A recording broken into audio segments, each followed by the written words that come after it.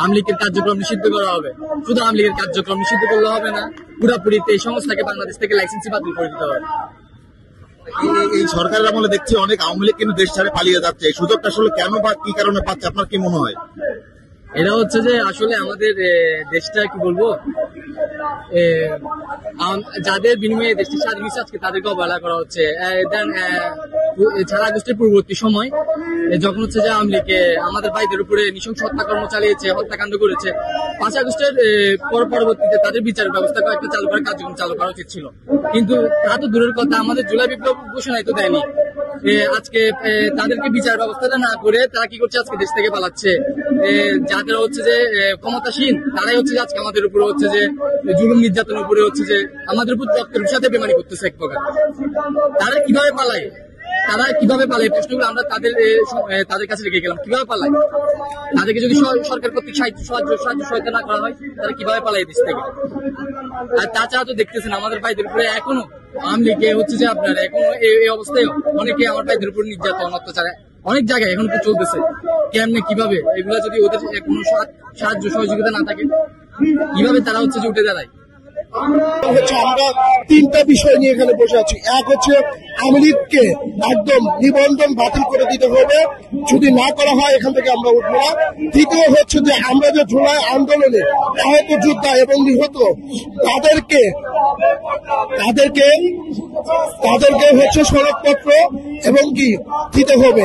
তৃতীয় হচ্ছে আমাদেরকে স্বাস্থ্য যে চিকিৎসাটা নিশ্চিত করতে হবে, পাশাপাশি আমাদেরকে পুনর্বাসন করতে হবে।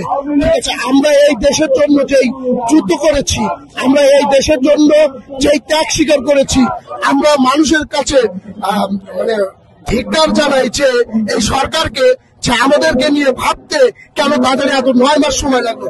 আজকে আমরা এখানে বসেছি, গত 4 দিন যাবৎ এখান থেকে আমরা ফয়সালা নিয়েই ইনশাল্লাহ এখান থেকে সরব। আমি 2024 সালে 18 জুলাই ঢাকা যাত্রাবাড়ি থেকে আহত হয় এবং আমার শটগান দিয়ে গুলি করা হয় পায়ে। আমি যাত্রাবাড়ি থেকে আহত হই, আমার দেশের বাসা সাতক্ষীরাতে। আমি সেখান থেকে এখানে আসছি যে জুলাই আওয়ামী লীগকে নিষিদ্ধ করা, জুলাইদের রাষ্ট্রীয় স্বীকৃতি দেয়া এবং যারা গুরুতর আহত আছে তাদেরকে সুচিকিৎসার ব্যবস্থা করা, এই 3টা দাবি নিয়ে আমরা রাজপথে অবস্থান করতেছি আর 4 দিন যাবত।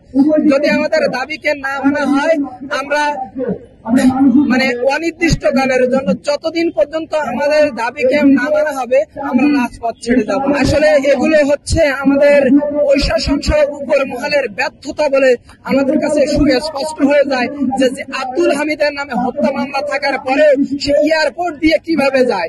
শুধু তাই নয়, সেনাবাহিনীর হেফাজতে 670 জন নেতাকর্মী থাকার পরেও আমরা দেখতে পাই কয়েকজনকে গ্রেপ্তার করে বাকিগুলো কিভাবে ভারতে পালিয়ে যায়।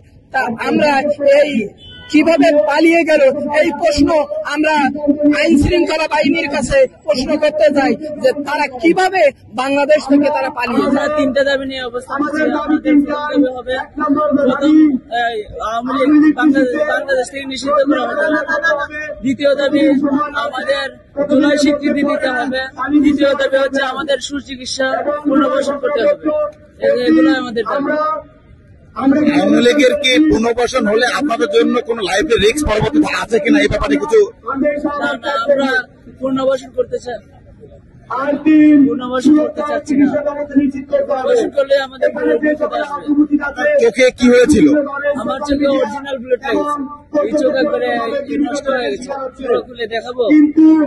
প্রশাসন সহ আমাদের নিরাপত্তার জন্য যারা রয়েছে তারা ওইভাবে এই বিষয়টা দেখতেছি না। 7 তারিখে আমার অপারেশন হয়েছে, বিভিন্ন বাধার শিকার হচ্ছে। আমরা পুরোপুরি শেষ হয়ে গেছে। দীর্ঘদিন হাসপাতালে থাকতে থাকতে অনেকের মানসিক রোগীও হইল। এদের বেঁচে থাকা না থাকাচ্ছে ভাই, যারা সুস্থ আছে বাসায় তাদের বলছি ভাই, তোমাদের জীবন বেঁচে থাকার জন্য জুলাই ঘোষণা করা দরকার। যদি আজকে তোমাদের এই জুলাই ঘোষণা পাও শত্রুর পক্ষে তোমার যে আহতের পাশে আজকে না দাঁড়াও, এরা হয়তো দুজন চলে যাবে আল্লাহ তাআলার কাছে, কিন্তু তারা বলতে পারবে তারা তাদের জীবন দিয়ে সরকার গঠন করলো, সেই সরকার তাদের স্বীকৃতি দিল না, সেটা বলতে পারবে তারা। আমি আমার আমাদের এই আহতদের থেকে বলছি, প্রিয় দেশবাসী সবাই এই শাহবাগে চলে আসেন। যে পর্যন্ত আওয়ামী লীগ নিষিদ্ধ রোড ম্যাপ ঘোষণা না করবে সে পর্যন্ত আমরা শাহবাগ ত্যাগ করবো না। আমরা শাহবাগ ত্যাগ করবো না। আমরা এইগুলো চাই না যে বিচারের নামে দীর্ঘমেয়াদী যে প্রসেসিং সিস্টেম, এটা চাই না। কতদিনের মধ্যে আওয়ামী লীগকে বিচার করে নিষিদ্ধ করবেন সেটা নির্দিষ্ট সময় চাই। সেটা কতদিন লাগবে সেটা আমরা জানতে চাই। আগামী নির্বাচনে আওয়ামী লীগ অংশগ্রহণ করবে কি করবে না সেটা আমরা সুস্পষ্টভাবে জানতে চাই। নৌকা মার্কা থাকবে কি থাকবে না সেটা সুস্পষ্ট ধারণা থাকতে চাই। বিচারের নামে আপনি লং প্রসেসিং করবেন, 1 মাস 6 মাস 1 বছর 2 বছর করবেন, তা হবে না ভাই। নির্দিষ্ট একটা সময় বলে দেওয়া হবে যে আমরা 2 মাস মধ্যে করবো, 3 মাসের মধ্যে করবো, এরকম সুনির্দিষ্ট সময় চাই। আমরা আহত শহীদ পরিবার সুস্পষ্ট করে বলে দিতে চাই, আমরা আওয়ামী লীগ নিষিদ্ধের নির্দিষ্ট সময় উল্লেখ করে সুনির্দিষ্ট রোডম্যাপ চাই। আর আওয়ামী লীগকে সন্ত্রাসী ও খুনি সংগঠন হিসাবে, জঙ্গি সংগঠন হিসাবে বাংলাদেশ তথা বিশ্বের একটি নিষিদ্ধ দল হিসাবে দেখতে চাই। যার জন্য যাবতীয় যে কার্যকরী পদক্ষেপ নেওয়া দরকার তা বর্তমানে অন্তত সরকারকে নেওয়ার জন্য বিশেষভাবে দৃষ্টিগোচর করছি। এটা আপনারা মনে রাখবেন, এটা 2000 শহীদ পরিবার ও 50,000 আহতদের রক্তের উপর দাঁড়িয়ে এই সরকার সুনির্দিষ্ট রোডম্যাপ দিতে হবে আওয়ামী লীগ নিষিদ্ধে।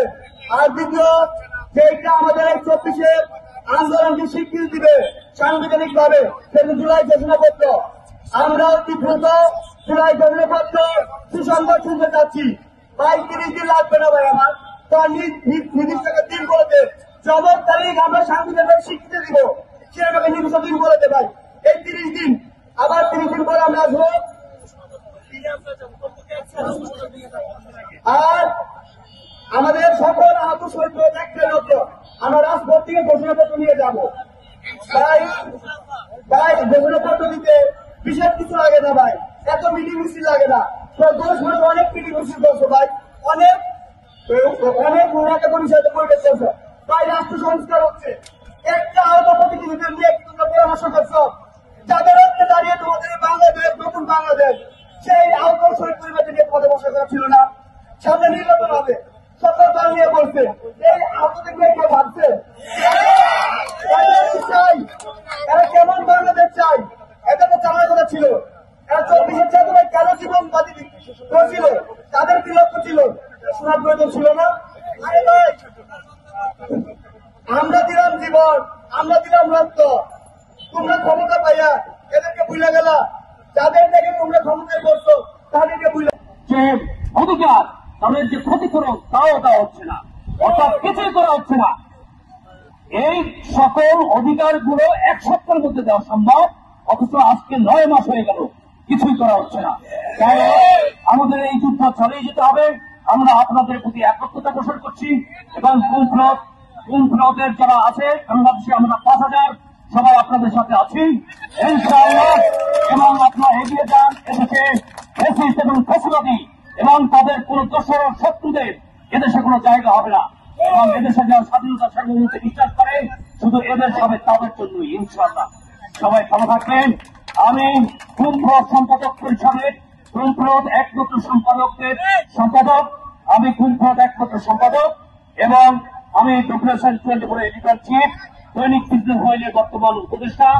আগে বাংলাদেশ অবজারভারে ছিলাম, ইউনিভার্সিটি ছিলাম, যখন গুম হয়েছিলাম তখন এশিয়ান যে অ্যাসিস্ট্যান্ট এডিটর হিসেবে ছিলাম। তারপরে আমি বাংলাদেশ টেলিভিশনে ছিলাম, বাংলাদেশ পোস্টের সিনিয়র অ্যাডভাইজার ছিলাম, ইউনিভার্সিটির স্পেশাল এডিটর ছিলাম। আপনারা সবাই ভালো থাকবেন, সুস্থ থাকবেন। আপনাদের সাথে আমি আছি, আমি জসিকুর রহমান।